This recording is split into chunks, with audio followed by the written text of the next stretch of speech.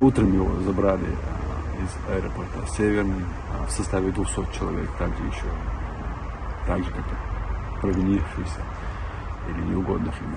Хусейн сам, у него проблемы со здоровьем, его несколько раз оперировали на спину, проблемы с грыжей. Я думаю, главная причина — это деятельность моего отца Ахмеда Закаева, также наша деятельность и наша помощь в борьбе против российского агрессора и российского оккупанта здесь, в Украине.